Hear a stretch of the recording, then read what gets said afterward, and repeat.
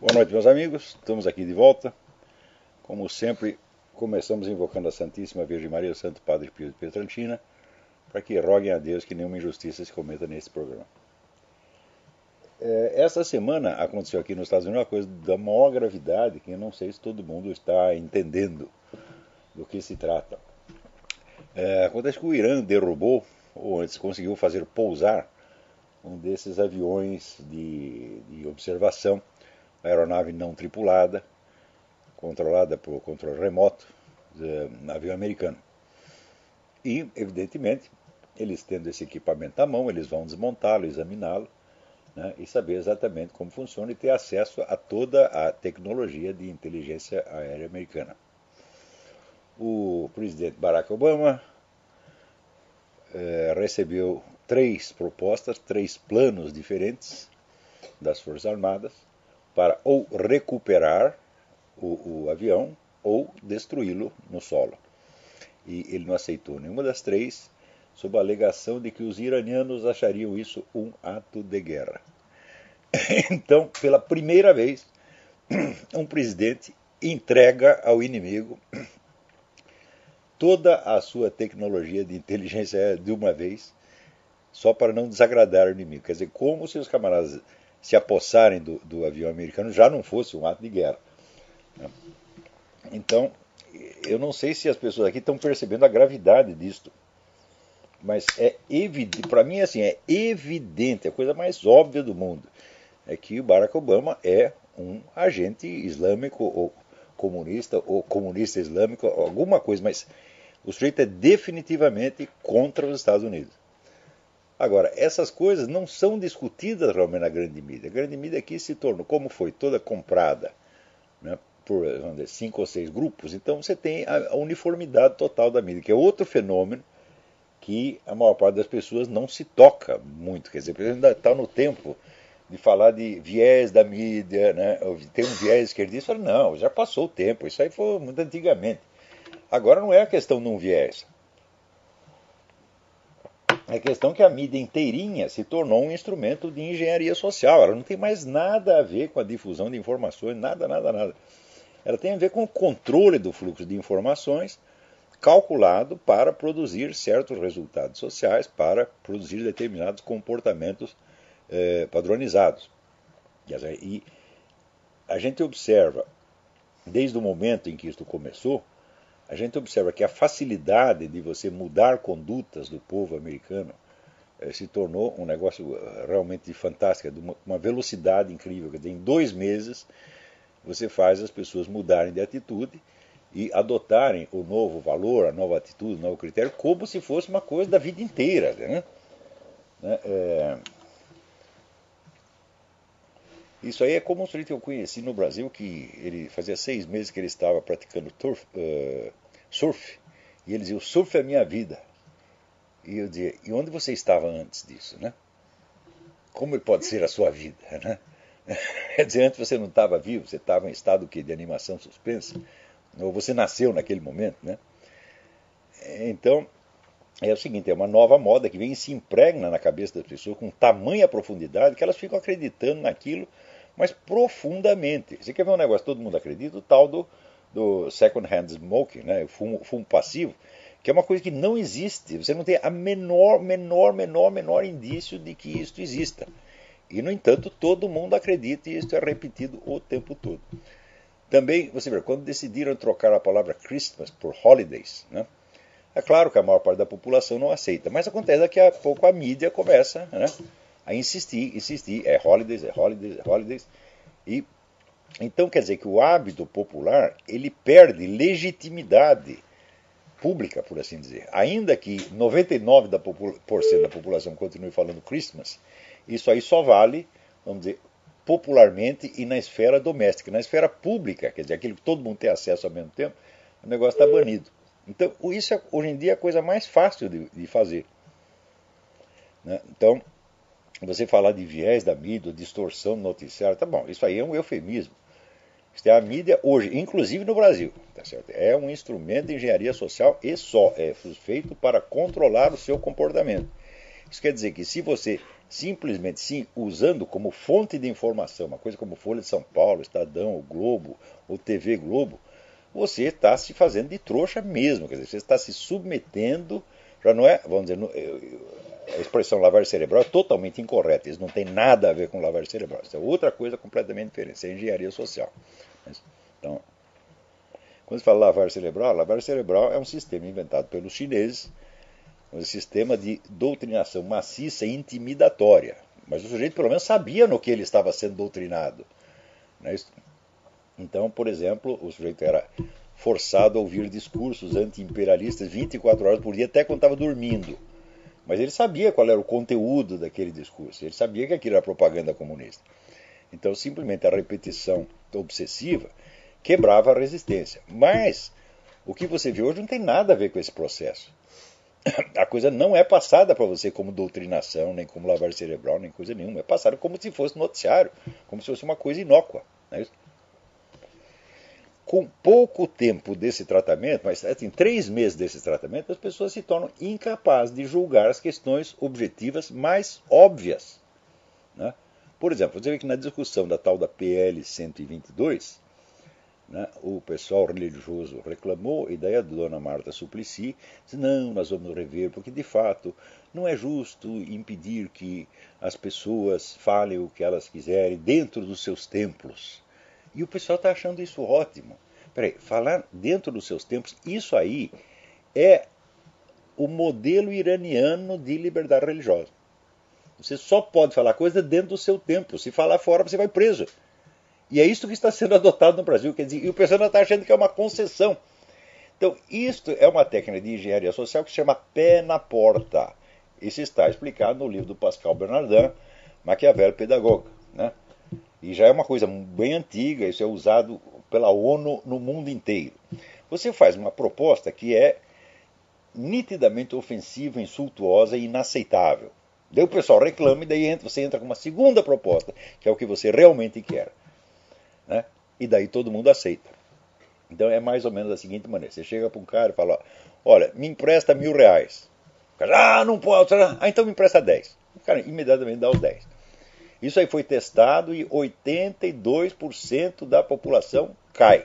Testaram isso na França da seguinte maneira. A gente chegava com um cartaz enorme, dizendo, olha, meu amigo, eu sou do departamento de trânsito e nós queríamos colar esse cartaz aqui na porta da sua casa. É um negócio assim, né? Tapava toda a fachada da casa. O morador olhava e falava, não, isso é um absurdo, você não vai fazer. Ah, então o senhor pode botar esse aqui menorzinho, pegava um de 50 centímetros por 50 centímetros. Ah, pois não, pode pôr. Então, em 82% dos casos, isso funciona. Tá certo? Então, quer dizer, tudo isso é engenharia social, tudo isso é calculado de antemão, gente. Isso é uma obra tecnológica, usando a mentalidade das pessoas como se fosse porcas e parafusos para montar uma máquina. E as pessoas cedem e ainda estão discutindo. Você veja, por exemplo, a palavra doutrinação. Né? O pessoal usa ainda a palavra doutrinação, fala doutrinação na escola, fala, não, não é mais doutrinação. Doutrinação é assim, é a propaganda de uma doutrina que você sabe qual é.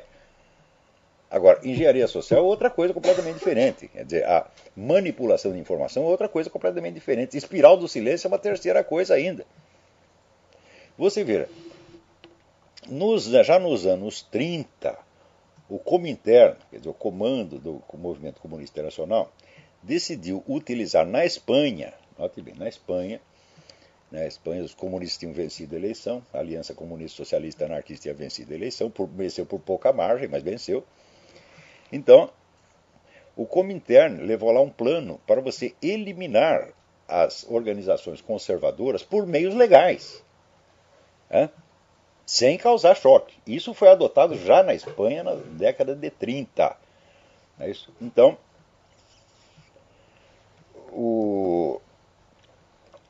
isso hoje é o que está sendo adotado no Brasil. Já foi adotado e já funcionou. E ninguém percebe. Quer dizer, você pode aplicar a mesma tática, a mesma estratégia 50 vezes seguidas, as pessoas esquecem. Quer dizer, no Brasil não há uma oposição qualificada para discutir esses problemas, para entender o que está acontecendo. Agora, esses pessoal aí, os nossos liberais, conservadores, católicos, tradicionalistas, militares, etc., etc., o problema deles é um só, é falta de cultura, é falta de instrução. Eles não têm qualificações para enfrentar o problema, gente. Né? Então, outro dia tem um rapaz, Renan, esqueci o sobrenome, que escreveu uma coisa no Facebook. Ele disse o seguinte: olha, um indício de que o Olavo está do lado da verdade é que todas as pessoas das correntes mais antagônicas falam mal dele. Quer dizer, eles discordam em tudo, né? Eles discordam com relação à sociedade, Deus, a imortalidade, a economia, tudo, mas só num ponto eles estão de acordo: o Olavo não presta. Né? Então ele diz que condenar o Olavo se transformou numa espécie de preambulum fidei, que todos aceitam, né? Uniformemente. Ele tem toda a razão, Renan. Você está montado na razão. Agora, por que isso acontece? Se são pessoas das mais variadas correntes ideológicas, então não pode ser por um motivo ideológico, não é porque eu sou conservador ou direitista, etc., etc. Né? Então é muito simples, é um complexo de inferioridade intelectual monstruoso, e aliás inteiramente justificado. O sujeito tem complexo de inferioridade porque ele é inferior, ou vocês não perceberam isto? No Brasil não há pessoas com formação para discutir certos problemas, minha gente. Então o pessoal às vezes entende o que eu falo, mas entende 20 anos depois.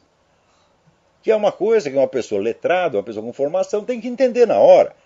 Mas você pega essa turma aí, bom, eles levam 20 anos para entender. Quando eles entendem, eles começam a repetir aquilo como se fosse descoberta deles. Isso é um comportamento uniforme. Então eu estive pensando um pouco, a partir desta ideia do Renan, eu falei, bom, então vamos investigar alguns traços comuns que há entre essas pessoas. Não é isso? Então eu me lembro, por exemplo, vamos comparar aqueles caras que falaram bem de mim com os que falaram mal de mim. Né? Os que me elogiaram, então foram os maiores escritores brasileiros. Era o Carlos Heitor Coni, o Jorge Amado, o Herberto Salles, o Josué Montelo, o Ariano Suassuna, o Bruno Tolentino. Então era a elite intelectual que ainda existia, até uns 10 anos atrás ainda existia, depois foram morrendo todos. Então a elite intelectual disse: não, esse Olavo é bom, etc. Mesmo quando não concorda, o Ariano Suassuna discordava de um monte de coisa de mim, mas achava, não, isso está maravilhosamente escrito, isso é uma coisa séria. Né? Agora, esta geração que começa a falar mal de mim é Caio Navarro de Toledo, é o Cartinho de Moraes, é Maria Vitória, é um bando de analfabetos, vocês não perceberam ainda não? Então é o seguinte, essas pessoas, né, é só falando aquele negócio do Bernard Shaw, seu fulano é um homem modesto e que tem boas razões para sê-lo. É isso? Então, esse pessoal tem complexo de inferioridade porque são inferiores, não são todos assim.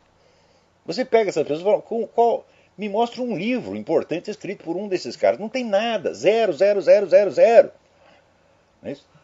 A obra filosófica do seu Quartinho de Moraes, por exemplo, é um negócio chamado A Esquerda Militar no Brasil. Por quê? Porque ele estava lá no PC do B, né, encarregado de estudar os meios de infiltrar nas Forças Armadas, então mandaram ele estudar isso, ele foi lá estudar. Então é isso aí. A esquerda militar no Brasil.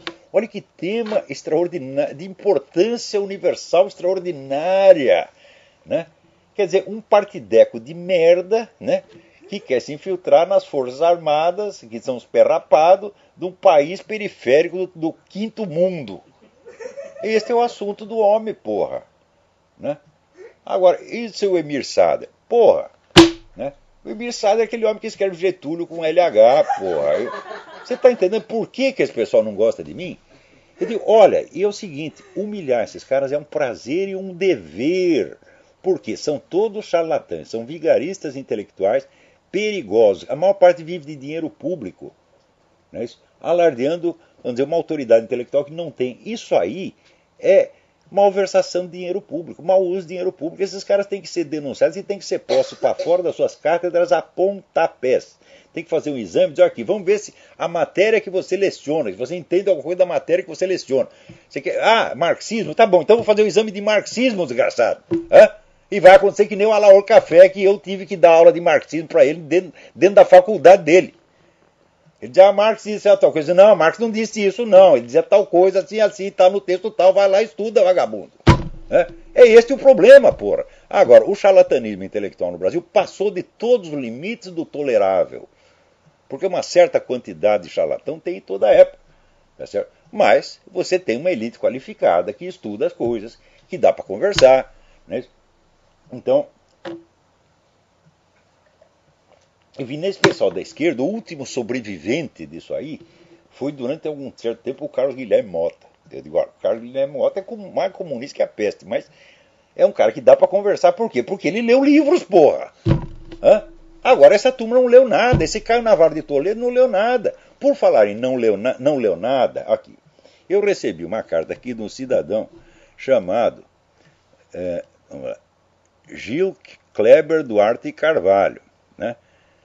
Reclamando que eu disse que tanto o evolucionismo quanto o negócio do design inteligente não são teorias científicas, não podem ser provadas, não tem jeito de você provar. Quer dizer, você precisaria de um número infinito de provas. Nenhum campo de observação pode, por si mesmo, produzir resultados que sejam ampliáveis até uma teoria geral do universo. É uma coisa simples de entender. Qualquer estudante de lógica tem que entender isso. Mas acontece o seguinte, esses camaradas são postos para estudar biologia, para estudar física, né, para estudar geologia, e ninguém deu para eles um curso de lógica. Então eles acham que aquilo que eles estão praticando lá no laboratóriozinho deles, aquilo é a ciência. Eu digo, não é, meu filho. Para você entender o que é ciência, você tem que usar um pouco a cabeça, tá certo? E entender que ciência não é nada mais do que uma das muitas aplicações da lógica. Então, se você não conhece fundamentos da lógica, bom, você é capaz de operar uma investigação científica, assim como um macaco, se você treinar, é capaz de dirigir um automóvel, mas ele não vai entender o princípio do motor, a explosão e assim por diante. Então, vocês sabem fazer a coisa no dia a dia, mas vocês não entendem os princípios, né? Então daí me apareceu um cidadão aqui reclamando, dizendo, não, mas o evolucionismo é ciência sim, porque o resto do pessoal só tem argumentos místicos e pseudo-argumentos, etc. Eu falei, ué, peraí, eu não sei, né? Eu já li uma infinidade de argumentos científicos perfeitamente relevantes da parte do pessoal criacionista, tá certo? E eu acho que é muita presunção o jeito de dizer que só os evolucionistas são cientistas. É sempre assim, eles assumem a palavra em nome da ciência e dá a impressão que o outro, chega lá o outro cheio de PhD, tem porque PhD em matemática, PhD em física, PhD, mas não é cientista, só é cientista se concordar comigo. Então o cara me escreveu uma carta nesses termos. Eu respondi para ele o seguinte, aqui meu filho, já que você é tão bom assim, você tem todas essas qualificações científicas, então, e você está falando de todos os argumentos, né, criacionistas, dá a impressão que você conhece todos, na verdade não conhece nenhum, né? Eu vou lhe mandar um livro, né? E você vai refutar os argumentos do cara ponto por ponto. Ele não sabe qual é o livro que eu vou mandar, porque parece que só a única coisa que ele leu foi o negócio do Harun Yahya, que está na internet, certo? Que é um grupo de teólogos muçulmanos que discute o evolucionismo com os argumentos que me parecem bastante capeigas, aliás. Ele foi lá, leu Harun Yahya e achou que é capaz de refutar. Não refutou ainda, mas achou que é capaz de refutar. Falou, tá bom, então meu filho, eu vou te mandar um livro. Olha, você vai tomar uma entortada desse livro, moleque, como você nunca pensou na sua vida. Porque ele disse assim, não, na verdade não se pode refutar os argumentos deles, porque são explicações miraculosas, não falseáveis, portanto não refutáveis. Vem com essa besteira do Karl Popper, né? Mas ele nem sabe o que está falando. Então, eu vou lhe mandar um livrinho aí, eu quero ver você refutar ponto por ponto. Não é você falar mal, meu filho. Eu digo, você vai refutar ponto por ponto e exemplo por exemplo, né? Já que você é o porta-voz da ciência. Daí o cara me escreve e fala, não me julgo, nem sou cientista, sou pintor e escritor. Fala, então você está que nem eu, meu filho. Você não é cientista de merda nenhuma. Aliás, eu sou, tá certo? Porque eu estudo ciência política, ensinei ciência política, tá certo? Sou um especialista da questão da argumentação e prova, quer dizer, na área de lógica eu sou alguma coisa, eu sou um dos 7 brasileiros que participaram do maior congresso de lógica que já houve na história do mundo, né, realizado na Suíça. Tinha só 7 brasileiros, lá eu era, este que vos fala era um deles. Então, alguma autoridade na área eu tenho. Tá certo? E você é pintor Pintor do quê? Escritor do quê? Hã? Eu sei as coisas que eu escrevo. Hã? E sei qual é o conceito que isso em que essas coisas são tidas, né, por gente altamente qualificada. Agora, no Brasil, assim, por exemplo, saiu esse negócio do Maquiavel, né? E o pessoal do Eric Voegelin Forum, né, disse lá, não, essa é uma análise muito impressionante, né? Agora, no Brasil, tem um tal de Tibírias Sarramalho, que ele tá bravo comigo porque eu deixei ele escrever no Mídia Sem Máscara. Sabe aquele negócio, por que você me odeia se eu nunca te ajudei? Então você dá uma oportunidade para um filho da puta desse, ele usa a oportunidade, depois ele sai querendo mostrar a superioridade e independência. Ele diz, não, esse é um livro tão ruim que eu não posso resistir à indignação. O Colombo não fala nada, ele só fala mal do Maquiavel, não tem uma análise, não tem nada. Então vocês, né? Bom, ou vocês ouvem essa turma do Eric Voegelin Forum, né, que estão lá uns 40, 50 cientistas políticos da mão do mais alto gabarito, vocês ouvem o Tiribiri Sarramalho, porra! Tá certo? Então isso aqui é uma miséria, né? Então, agora vem aqui o seu Gil Kleber. Então é o seguinte, eu vou lhe mandar. Se você topa o desafio, então me dê o seu endereço, eu vou lhe mandar o livro. Gil, o livro vai te dar muito trabalho, eu te garanto, porque ele já vem assim, não, esses caras só vêm com explicações miraculosas, não falseáveis, pá. Eu digo, ah é? Tá bom. Espera pra ver, moleque, espera pra ver. Vou te mandar o livro. Pô, não vem chorar, hein? Agora, se promete que você vai refutar tudo. Se não for refutar, então você mostra que é um argumento miraculoso. Tá certo? É um argumento não científico. Né? Diga. Daí ele diz que ele tem uma discussão com o pessoal da Terra Jovem, né? E que derrubou os argumentos dele. Falou, mas nem precisa derrubar, porra. Da Terra Jovem você dá uma cuspida e o negócio cai, né? E eu tenho aqui um outro ensaio criacionista da autoria do Dr. Jonatas Machado, doutor em Direito pela Universidade de Coimbra. Escuta, mas peraí, mas você não falou que você quer discutir com cientista? Então pega, né? Se você quer discutir com criacionistas, discuta com criacionistas que sejam profissionalmente biólogos, físicos, astrofísicos, e não com doutor em Direito, meu Deus do céu. Hã? Você não é o gostosão que fala em nome da ciência? Você nem sabe o que é ciência, moleque. Você acha que esse pessoal tem uma noção assim, tão boboca do que é ciência, mas tão boboca. Um dia nós vamos comentar isso com mais cuidado, né? Então, vamos em frente. Aqui o Alex Álvares diz que no programa passado só conseguiu ouvir 16 minutos, né, do programa. Você tem razão, mas não foi nenhum problema técnico sério. Foi que eu simplesmente soltei o fio do telefone aqui. Foi um acidente. Então isso não acontecerá mais. Aqui o Daniel Matos pergunta onde ele pode adquirir o livro A Nova Era e a Revolução Cultural. Não pode, Daniel, não pode, porque o livro não existe. Mas acabou. Mas uma nova edição está sendo preparada para ser lançada no ano que vem pela Vide Editorial. Tá certo? Então você aguarda uns meses, você vai ter o livro em versão ampliada. Agora, aqui alguém me manda um artigo do Roger Kimball, né? Começa assim: segundo o National Geographic, cientistas chineses da segunda Universidade Médica de Xangai conseguiram fundir células humanas com óvulos de coelhas. Eles também contam que pesquisadores da Mayo Clínica Mayo de Minnesota criaram porcos com sangue humano fluindo em seus corpos e assim por diante, né? Então o negócio do transhumanismo foi dado por um filósofo maluco, foi o nome dado por um filósofo maluco chamado Sloterdijk, a essa tendência de produzir uma nova espécie de seres em laboratório, né? Então vem toda a discussão do aspecto ético da coisa. Bom, mas o problema não é ético, meu filho. O problema, em primeiro lugar, é ontológico. Quer dizer, você vai misturar espécies, tá certo? Vai criar uma outra que foi criada por si mesmo, tá certo? e que, portanto, já não terá o estatuto da espécie anterior da qual ela emergiu. Será uma outra coisa. Você não sabe catalogar isso dentro do conjunto da realidade. Não é isso? Em segundo lugar, isso vai ter consequências civilizacionais absolutamente incalculáveis. Tá certo? Então,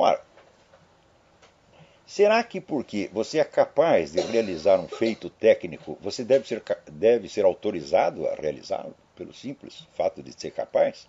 Né? Então, é evidente que esse pessoal da ciência do laboratório, para mim é como um bando de moleques, tá certo? De aprendiz de feiticeiro, encantado com seus poderes recém-conquistados e incapaz de avaliar a coisa no nível civilizacional. Por quê? Porque não tem cultura histórica, não conhece ciência política, não conhece sequer as religiões que eles tanto discutem. Então não são pessoas qualificadas para o debate intelectual. Porque para você se qualificar para o debate intelectual, meu filho, você tem que ter uma noção de civilização adquirida mediante o estudo do legado das várias civilizações, de maneira que você possa compará-las, adquirir uma noção de conjunto e ter um senso da medida humana. Isso é uma coisa muito difícil de adquirir. Ao passo que uma formação em biologia, meu filho, você adquire em 4 ou 5 anos. E você é um biólogo, ou você é um físico. Quer dizer, não se compara uma coisa com outra. Né? Então, veja, a autoridade da classe científica já ultrapassou de muito o que ela merece.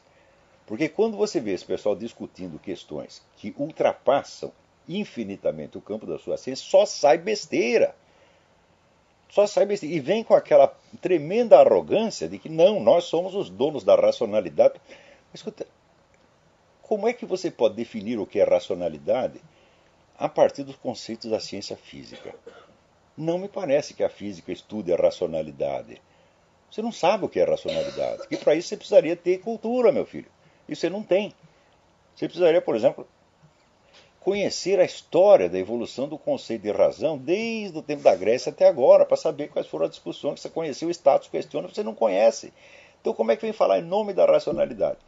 Aqui, por exemplo, tem saído vários livros, vamos dizer, com um suporte propagandístico fabuloso, né, contra-atacando o negócio do aquecimento global. Quer dizer, depois que se divulgaram aqueles e-mails, né, em que os aquecimentistas tramavam como iam ludibriar a opinião pública, como iam boicotar seus adversários, etc., eles decidiram contra-atacar e acusar os outros de serem, como é que se diz, falsos cientistas. Né? E os recursos a que apelam para isso é assim, a propaganda maciça. Até saíram 2 livros até quase com o mesmo título, que é Os Propagandistas da Dúvida. Né?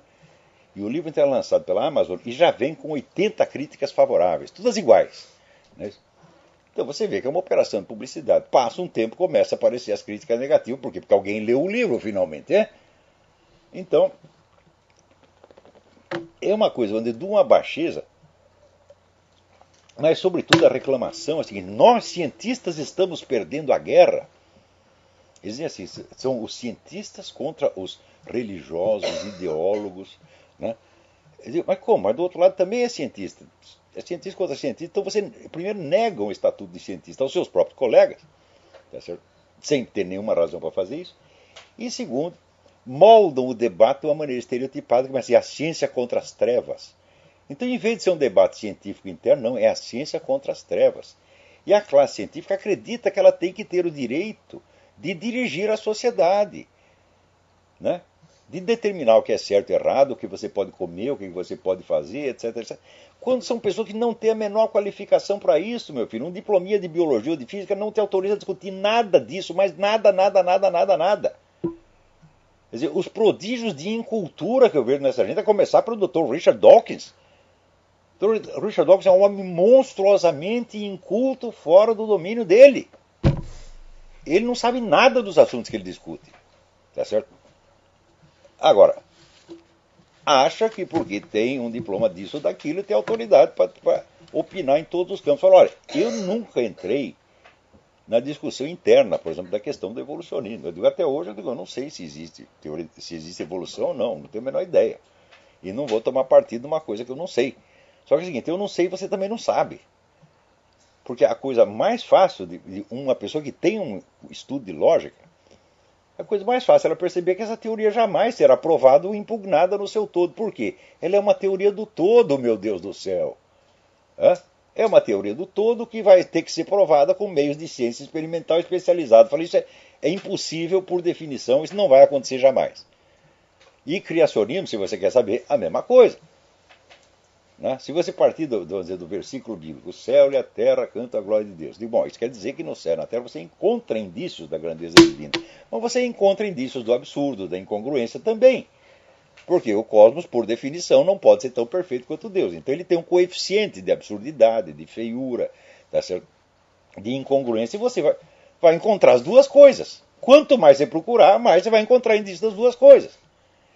E quantitativamente, elas vão acabar mais ou menos se equilibrando. Tá certo? Então isso quer dizer que não existe meios científicos experimentais de você resolver uma questão como evolucionismo ou criacionismo. Agora, para entender isso, meu filho, você precisa ter estudado um pouco de lógica e conhecer a própria história da ciência.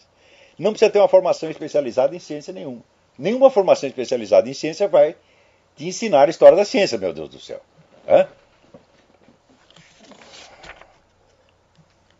Então, agora, para não dizer que tudo está perdido, então esta semana, aqui, um deputado lançou lá no Congresso um voto de no confidence, um voto de desconfiança contra o procurador-geral Eric Holder por causa daquele famosa operação Fast and Furious que acabou vendendo armas do governo americano para narcotraficantes mexicanos. E com uma dessas armas os caras mataram pelo menos um agente americano. Então, o pessoal espremeu o Eric Holder para dizer como é o negócio, nós precisamos de informações. Então ele deu a única informação exata. A informação é a seguinte: não darei informação. Então pronto, o cara não quer nem se explicar. Então é claro que esse sujeito tem que sofrer impeachment, provavelmente vai sofrer mesmo. Quer dizer, mais um ministro do Obama que se mela todo. É isso? E assim por diante. Alguém me manda aqui, Santiago Neves manda um artigo de Alfredo Lazareschi sobre o novo projeto de recodificação do direito comercial brasileiro.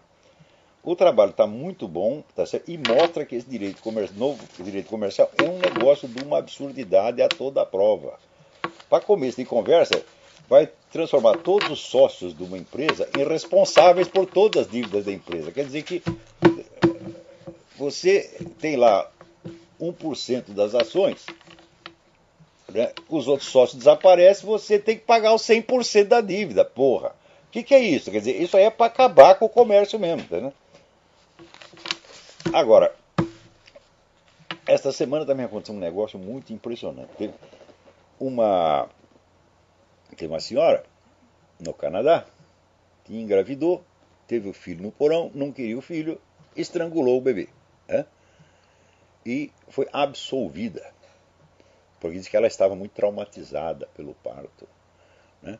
Então quer dizer o seguinte, que de acordo com a jurisprudência canadense, só é crime você matar um bebê se você o faz depois de passar o suposto trauma de parto.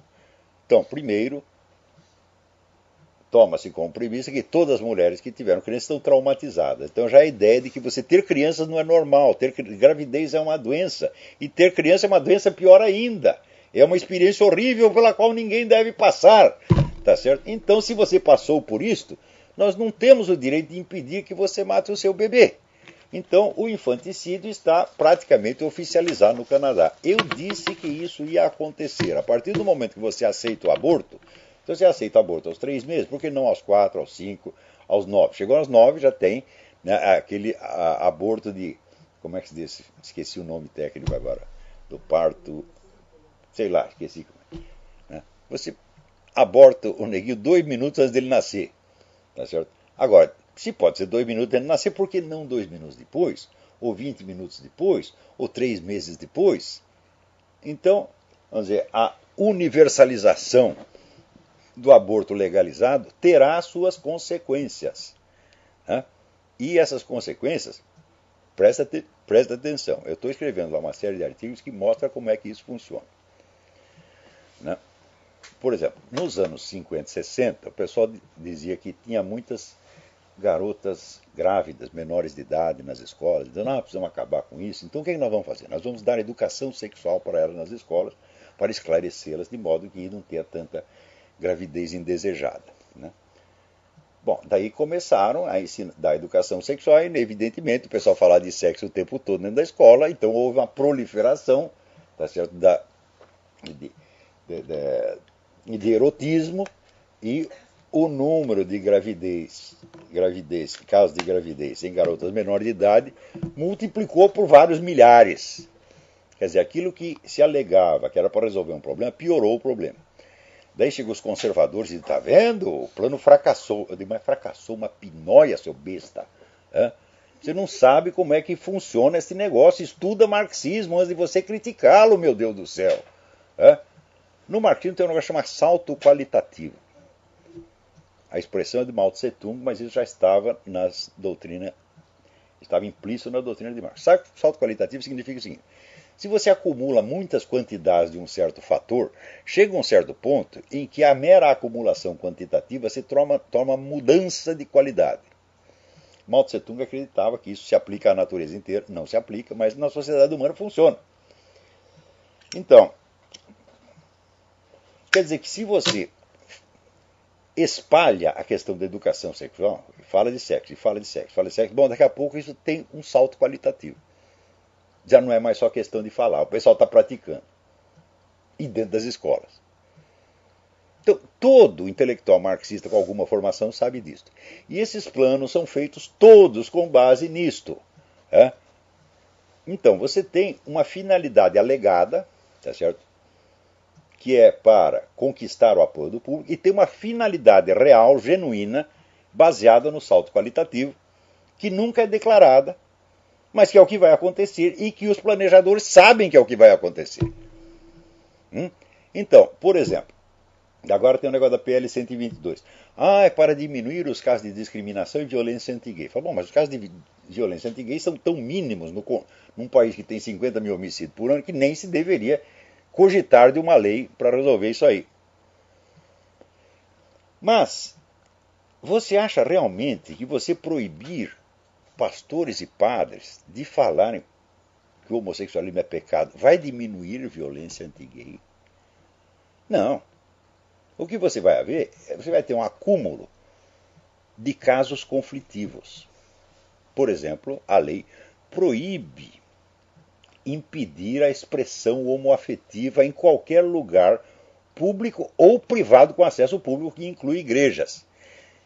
Então, ora, você sabe que não se pode nem usar mais a palavra homossexual, é homoafetivo. Então o que é homoafetivo? Tudo que dois homossexuais fazem na cama é homoafetivo, não é sexo mais.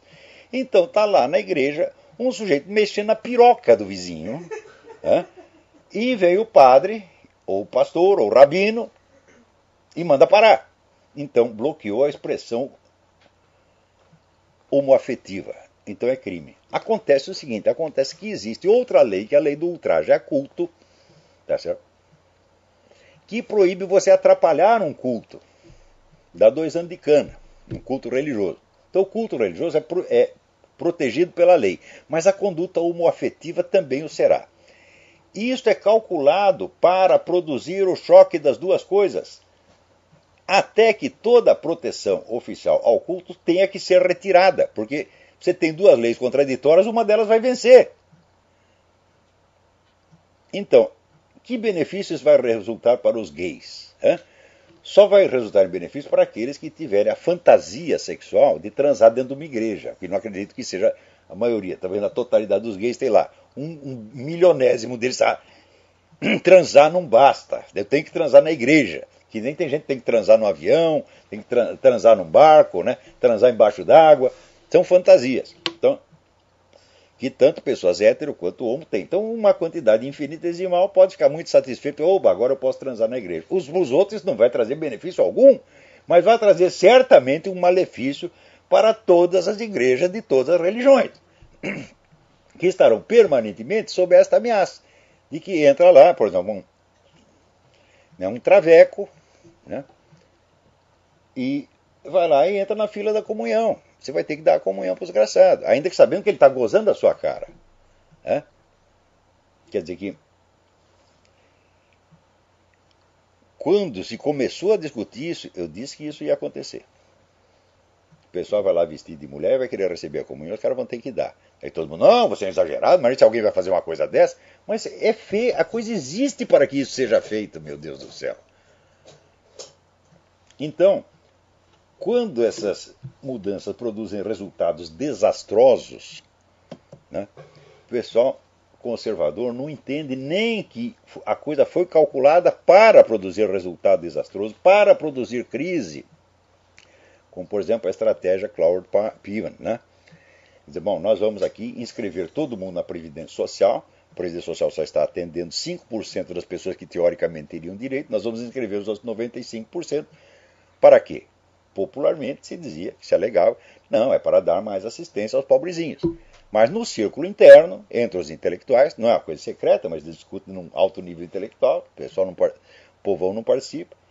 No círculo dos planejadores e dos intelectuais, eles confessaram, não, este é um meio que nós temos para quebrar a Previdência e, portanto, quebrar os bancos. E na hora que quebrar, o que acontece? Os desamparados vão ficar mais desamparados ainda, isso vai provocar uma revolta enorme, e daí nós daremos o salto qualitativo.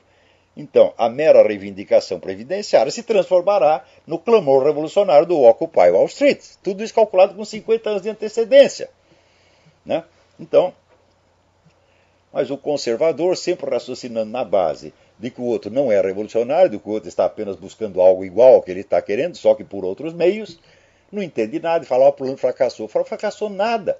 Deu certíssimo, produziu exatamente o que era para produzir. Produziu a crise, quebrou a Previdência Social, quebrou os bancos e desencadeou um clamor revolucionário. Tudo isso calculado. Então, se vocês nem estudaram marxismo, como é que vocês vão entender o que os caras estão falando?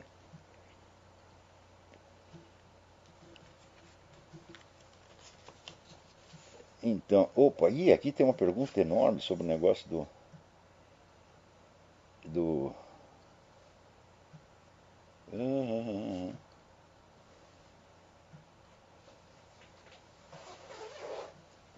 Arthur Pablo. Ih, cara, mas não vai dar para responder essa pergunta agora. Eu fui responder num seminário de filosofia. Está muito complicado. Peraí, tem alguém na linha. Alô, quem é? Alô?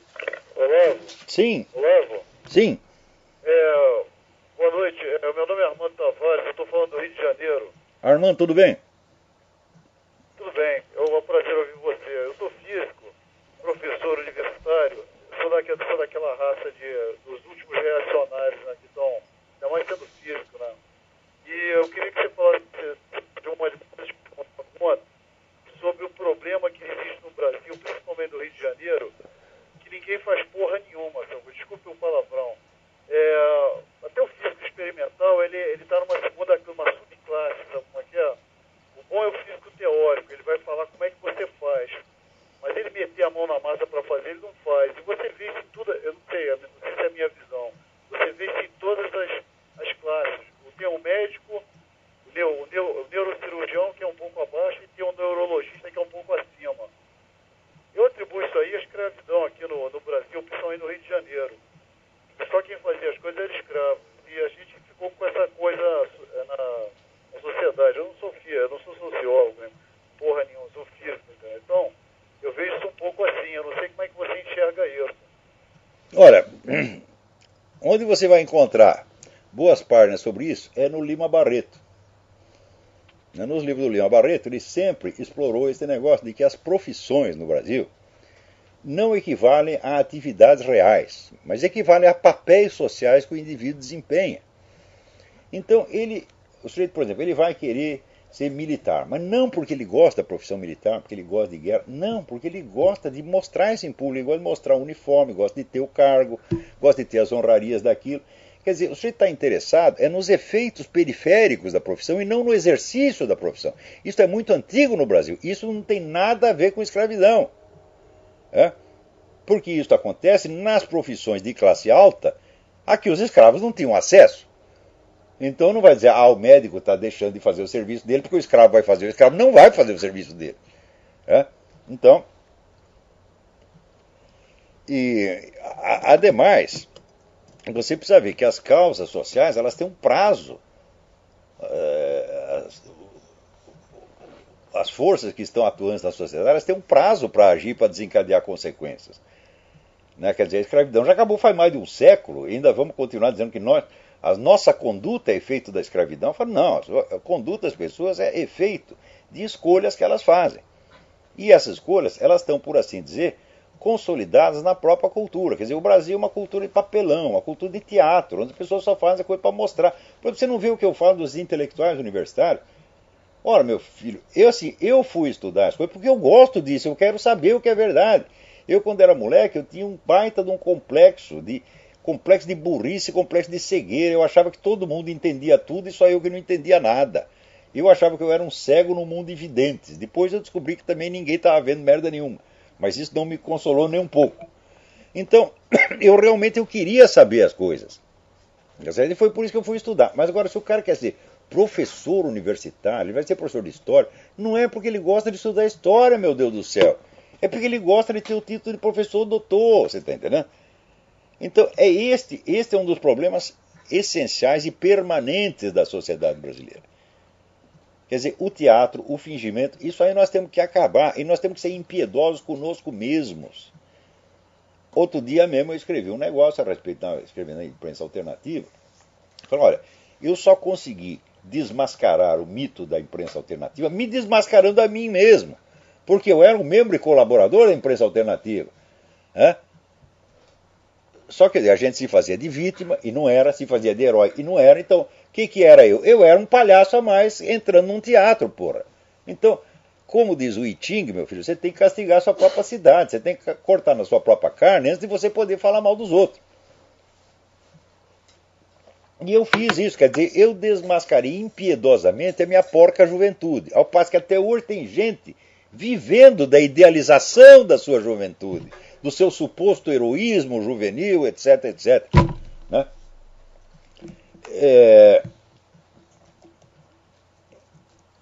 Então, só aqueles que ousarem, vamos dizer, desmascarar suas próprias vidas, seus próprios mitos de juventude, passando vergonha e sendo humilhados, é porque eu não me sinto humilhado quando eu vejo isso, eu vejo como eu era no tempo da minha militância esquerdista, e depois, mesmo não militando mais, mas sendo um simpatizante, meu Deus do céu! Quanto que eu menti, quanto que eu fingi, então chega um dia e diz, eu tenho que parar com isso, eu não me aguento mais, é muita palhaçada. E daí você começa a viver uma vida real. Tá certo? Então, mas você só pode dizer a verdade a respeito do outro quando você aceita a verdade sobre você mesmo. Não estou falando dos seus pecadinhos pessoais, você comeu a empregada, não estou falando disso, meu filho. Isso aí você confessa para o padre, se você for católico, né? Num confessionário em privado, mas eu estou falando dos pecados públicos, a sua atuação pública, na sua profissão, tá sendo na sua atividade política. Você tem que pegar o coeficiente de palhaçada que tem ali e você mesmo tem que denunciar, acabar com aquela merda. Agora, no Brasil é o seguinte, o pessoal, por exemplo, o sujeito é esquerdista, na hora que ele deixa de ser esquerdista, ele logo tem que vestir uma outra camiseta. Né? E a outra camiseta já começa a render para ele, agora eu sou liberal. E começa já a adotar aquele discurso liberal, repetir aquilo, por quê? Porque está pegando bem. No começo da década de 90 pegava bem ser liberal. Né? Então o pessoal fica com raiva de mim, por quê? Porque eu era esquerdista, larguei de ser, mas também não aderia a esse negócio liberal. Quer dizer, eu olho os liberais, os conservadores, com olhos tão críticos quanto aqueles com que eu examino os comunistas. Eu digo, ninguém é perfeito, meu Deus do céu. E note bem, não acuso os outros de nada do qual eu não tenha me acusado a mim próprio primeiro. Eu acho que eu não tenho autoridade para isso. Eu só posso corrigir o outro naquilo que eu já me corrigi.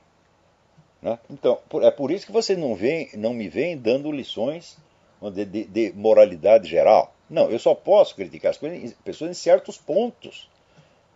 Tá certo? Pontos aos quais eu dediquei minha atenção, dediquei minha vida. Né? Mas você não vai me ver aqui fazendo campanha contra o alcoolismo, né? Campanha contra o tabagismo, né? Nem campanha contra o homossexualismo. Eu não sou capaz de corrigir moralmente ninguém.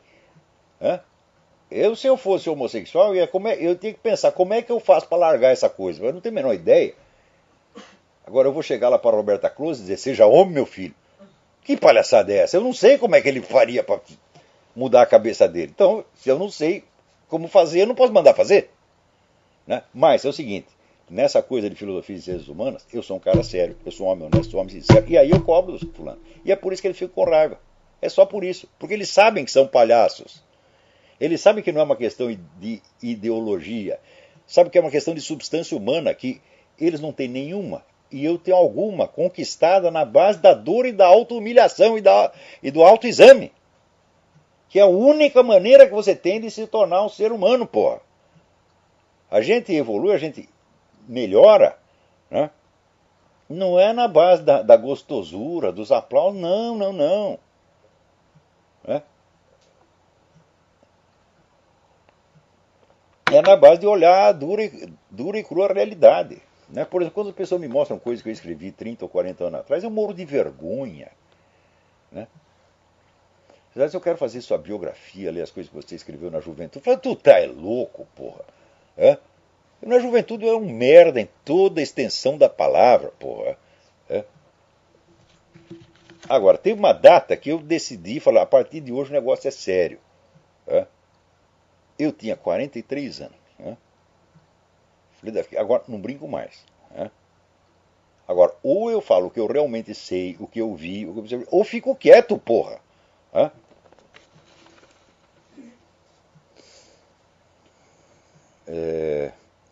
Aqui, Leonardo Boff falando sobre aquecimento global. Ah, porra, o que é isso? Eu não vou nem... Não dá para prestar atenção, viu? Agora, estão lá votando a tal da lei da palmada. Né? Olha, o Juro Severo publicou lá no site dele um breve relato sobre como está a sociedade sueca hoje, 30 ou 40 anos depois da aprovação da lei da palmada. Quer dizer, a delinquência juvenil multiplicou por 1000, os casos de divórcio aumentaram por 1000, droga aumentou por 1000, foi tudo uma merda. Hein? Agora os caras acham que a Suécia é um primor de civilização.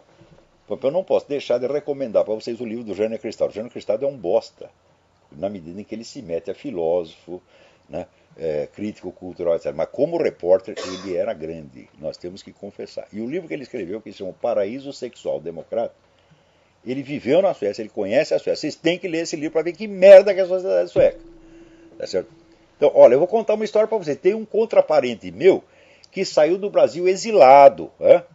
Foi trocado por embaixador. Ele estava preso, sequestraram o embaixador, trocaram o velho. O velho foi para no Chile. No Chile deu o rolo lá do Allende. O embaixador sueco catou ele e mandou para a Suécia. Chegou lá, deu tudo, casa, comida, aposentadoria, etc, etc, para viver a tripa fora. Ele não aguentou viver na Suécia, porra. Ele disse, eu prefiro os milico brasileiros. Porque aqui eu estou assistindo futebol na televisão, chega o meu neto, quer ver desenho animado, gira o canal de televisão na minha frente e se eu falar, ele vai na delegacia e me põe na cadeia. No Brasil, pelo menos, para ir na cadeia, eu preciso assaltar um banco, fazer alguma coisa formidável. Agora aqui não. Eu vou para a cadeia porque eu quero assistir o futebol. Ele não aguentou viver na Suécia e voltou para o Brasil ainda dentro do tempo da ditadura militar. Não vou dar o nome do cara. Tá certo? A questão é um homem já falecido, mas contraparente meu. Um homem que eu respeitava muito, embora fosse mais comunista que Lenin. Então, isso já naquele tempo. Quer dizer, a ditadura militar brasileira era mais suportável do que o regime sueco. Agora, é isso que vocês querem imitar, porra? Peraí, tem mais alguém? Alô? Alô, professor Olavo? Sim. Anderson de Recife. Anderson, tudo bem? Tudo bem, professor? Professor, eu queria tirar uma dúvida a respeito do tema misticismo, que eu não consigo entender muito bem do que é que se trata esse negócio do misticismo. Eu dei até uma pesquisada bem leviana, mas eu não queria alguma referência bibliográfica ou então alguma introdução ao que é o misticismo. Olha, tem um livro clássico da Evelyn Underhill, Mysticism. É uma introdução à discussão do assunto. Evelyn Underhill, com 2 L's. Né? Santo Tomás de Aquino definia a mística como conhecimento experimental de Deus, na medida em que é possível. Há limites para essa experiência, mas ela é factível. Agora, tem gente que acha a palavra misticismo, já para eles já quer dizer, já tem um sentido pejorativo. Tá certo? Por quê? Porque eles não têm a menor ideia do que é misticismo. Então aí tem que falar como o Houston Smith. Olha, meu filho, é o seguinte, você quer falar disso aí? Então, primeiro, você vai lá, fica 6 meses, né, certo? Num mosteiro trapista, tá certo? Rezando dia e noite, né? Lendo Bíblia, essa coisa toda. Ou então você vai lá, faz prática budista, faz prática islâmica durante 6 meses, 7 meses, adquire uma experiência e depois você fala. Agora, eu vejo o cara assim, tirou um diploma de biologia, ele já está cagando regras sobre misticismo. Puta que pariu! Eu digo, você quer falar disso? Então, pelo amor de Deus, então, no mínimo, você lê o livro do Mircea Eliade, né, sobre a história das crenças e das ideias religiosas, pra você ter alguma ideia do que você está falando. Né? Então, por exemplo, esse mesmo Gil Kleber diz, eu sei para que serve a ciência, não sei para que serve a mística. Eu digo, meu filho, a mística criou as civilizações. Né? Se não fosse ela, você nem existia, meu filho. Você vê, a ciência experimental moderna, ela surge com Newton, Galileu, etc, etc. E como é que os caras faziam antes, hein? Quem criou todo o resto? Foi a sua porra da sua ciência acadêmica? Não, meu filho, foram as religiões. As religiões criaram o senso de moralidade, os direitos humanos, criaram os estados. Por exemplo, você tem ideia da, vamos dizer, a doutrina medieval do Estado, a ciência medieval do Estado? Que perfeição, que maravilha que era aquilo. Alcançou, vamos dizer, cumes de ciência política jamais alcançados depois. Então, você fala das religiões, você está falando de um legado universal, uma coisa imensa, de um valor extraordinário, e do qual surge a própria ciência. Isso aí está mais que provado. Né? Você pega o livro do Glenn Hughes, que se chama Transcendence and History, tá? Transcendência e História. E ele vai lá e te demonstra por A mais B que a ciência tal como concebida atualmente é um subproduto do monoteísmo, né, judaico-cristão. Essa ideia jamais teria ocorrido. Por exemplo, a ideia, né, de leis permanentes que regulam a estrutura do acontecer, essa ideia não tinha ocorrido a ninguém. Né? Ideia, vamos dizer, leis que pudessem ser descobertas pela observação humana, a ideia não tinha ocorrido a ninguém fora desse contexto. Então, é o seguinte, vão estudar, porra. Aqui, trabalho da aluna da Universidade Federal Rural de Pernambuco. A menina fez um trabalho sobre veterinária. O trabalho foi aprovado, etc, etc. Como ela botou no dedicatório, no agradecimento a Deus, queria vetar o trabalho. Quer dizer, o que sabe sobre Deus esses idiotas? Os caras formados em veterinário. Passaram a vida examinando saco de cavalo, buceta de porca, tá certo? E acha que entende de Deus, porra. Ao ponto de querer vetar. Falou de Deus, não é científico. Pô, vai fazer o que você sabe, porra. Vai lá cuidar da gonorreia do seu cachorro, porra.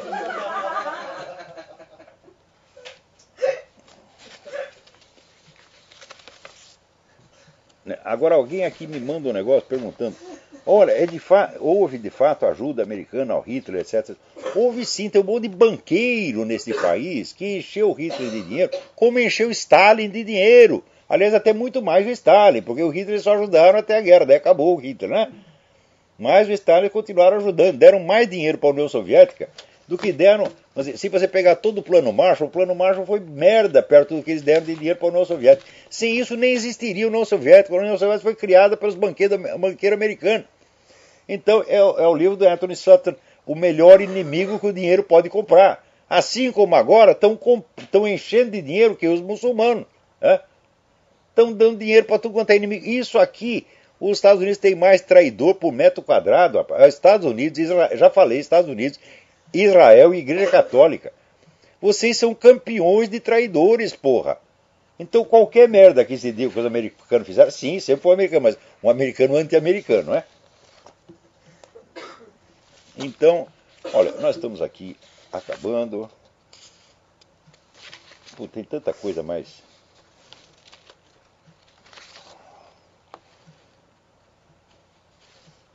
interessante aqui. Agora, o pessoal está comentando o livro do Russell Kirk, que saiu no Brasil. É muito bom que saiu pela realização, mas o crítico aqui diz que a expressão moral, o crítico Antônio Gonçalves, diz que a expressão moral imagination, imaginação moral, foi inventada por Russell Kirk. Não foi, não. Foi inventado por Lionel Trilling. Agora, aqui a gente não pode citar um autor, que no dia seguinte alguém já lança um livro do autor e vira um especialista no autor e sai fazendo conferência e ganhando algum dinheiro com isso. Né? Não que eu seja contra as pessoas ganhar dinheiro. Mas eu sou contra essa coisa da pose, do teatro, porra. Né?